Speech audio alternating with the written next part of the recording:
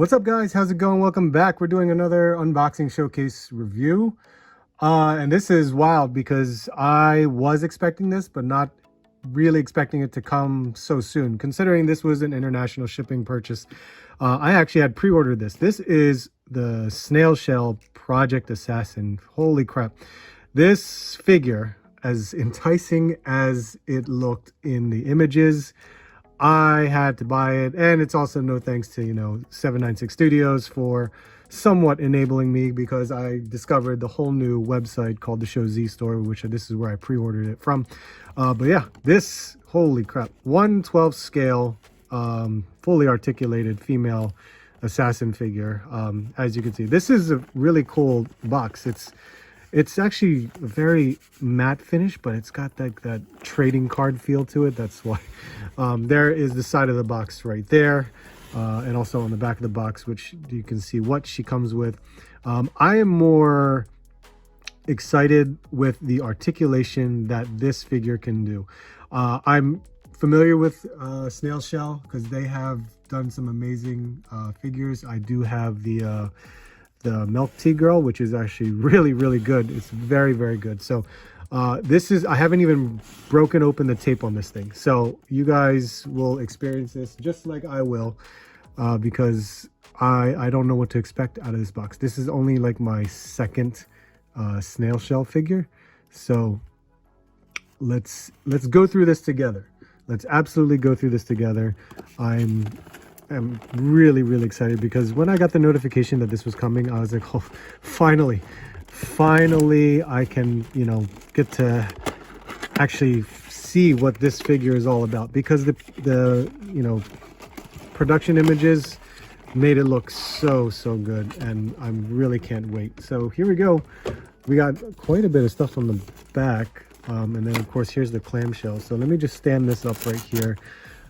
We have some, oh look at that, some pegs here. Of course there's going to be instructions that I probably can't read.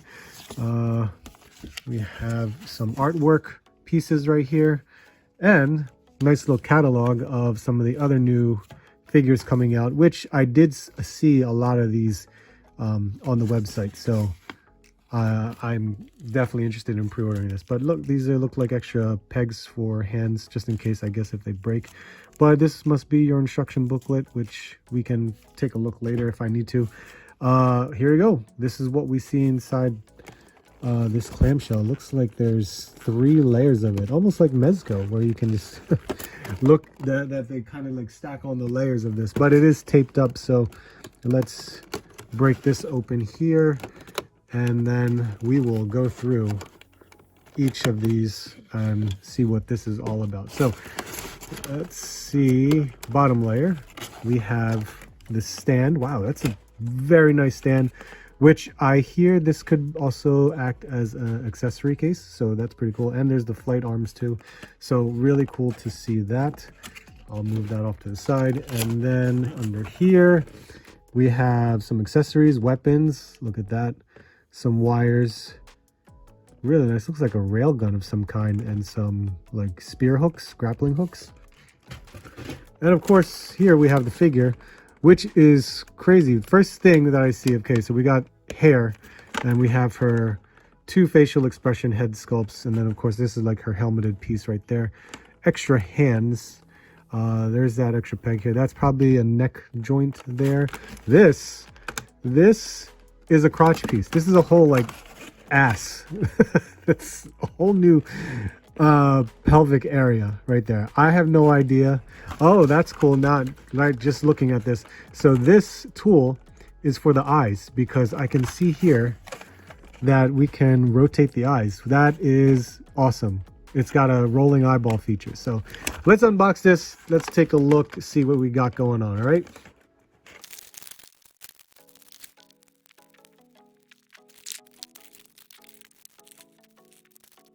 All right, guys, we got her all out of the packaging. Everything, all the pieces are laid out. Even the flight stand over here is. So let's go over the accessories one by one so we can see what we have, and then we'll get to play around with this figure. Okay, instructions are important. So Following all the different pictures and stuff like this is very, very helpful, because I don't want to break it and I want to understand how these parts go together, because of the accessories, just like this one right here, will definitely help me out much, much more. But you can see how there's so much you can go through, but that's that. All right, hands, look at this. We have some relaxed hands right here. They all have the same armor plating on the back of the hand, but they're all the fingertips are painted as well. And we got fisted hands right here. And we have some open palmed hands, like that, like more so like a cupping hand. And we also have some gripping hands right here. So that's good to know that we got something to hold our weapons. So we have this piece right here, which is very nice. Look at this. Look at this, like gunmetal gray plastic, and then the red and gold accents on here with the red wires. This is a peg, but I was like, what is this for? And of course, that's what instructions are for. You use this sword, this knife. So yep, it basically just kind of sits right in place right here. And it's got a peg right here, and that's to be used to the back of her, I believe. So not too bad, just having a gripping hand to show you how it would look. And then there's this railgun looking type of weapon, or possibly like a grappling hook type of weapon. There's this peg system here, right here. There's a ball right there, and this can turn and move around a bit, so you have some articulation there. Nothing else that's really moving around this part area, but there is some nice color, because you got that bronze gold color looking, and then some white print going on. But with this comes with 3 different like grapple hooks. So there's 2 right here around the same length, but you can see the difference in the heads right there. And then there is one that looks very similar to the other one, and you could insert this like so, just like that. So that's one way of using it. The other 2, because they have these peg holes at the bottom, I am still learning where these go. And that is what this is for. We've got this bendable wire right here. So this is actually pretty neat. You can insert this right in there, and hopefully we could probably cut this if you wanted to, using a pair of like wire cutters, because you can see there is a wire, flexible wire in there. And then you can take one of the ends of the longer piece and insert it in this way, and there you have more of a grappling hook. So this was pretty crazy. I didn't even realize this. It's basically a whole different crotch piece, pelvis piece right here. So it is the same on the front. You can see that right there. But on the back, here's why it's different. Because on the back, we have one with, she has a tail that's articulated, and this one, she doesn't. So, you know, you can choose which ones you like. So here, check this out. We do have a head sculpt. Head sculpt's really, really nice. You can change out 2 face plates, as you can see here. This is the neck piece so when you take that head off, because it's much more elongated neck right there, but here's the shorter piece to kind of show that you can interchange them a bit. The cool thing, which for something this small, for a 1/12 scale, which is really neat, is you can move the eyes. You have like the rotating eyeball technique in there. And when you look at it, you're like, how is that possible? Because it looks like a very good print on there. Very, very nicely placed on the face. But when you turn it around, you can see right there where you have this little cross etch right there. And that's what this white tool is for. So when you insert it, you can maneuver the eyes. Let's see, where you can turn like this. Whoops, because I can't see it, that's going to be the issue. There we go. But you can see how I turned it. Now she can look over, and you can turn the eyes just like that. You can move them up and down too. Like you can have You can have a face like this, where she's just rolling her eyes. But yeah, you can, that's amazing, where you can just change the eyes and have a whole different look. Something like this is amazing for a 1/12 scale, where you can actually just maneuver the eyes a bit and have a whole different look for the character. And here we actually have this, the base. This is a base, and then the articulated flight stand right here. So this you can insert right at the top there, so you can have her own base. But this is really cool because look, it's pretty thick, right? This has compartments. You can insert all of the accessories or anything else that you might have and insert them right inside here, and they're all different compartments that you can take apart like so. It's really, really cool. I love that, and I love the fact that, you know, we can do this. You know, there's just a simple stand and all these 5 compartments right here that you can take part and placing all of your accessories in there, so you don't have to lose them. And if you're a person that gets rid of the box, you have a place to store all your stuff. So that's really, really nice to see. And this is also cool because we have storage accessories. Well, we have accessories and we can store them in place. You can, remember when I showed you that they have pegs on here? This is where you can peg them onto the figure. She has these ports right here that are covered up, but you can pop them out, and be careful because I know they're pretty small, but you can pop these out and you can basically peg in. Let's see, I'll use this side.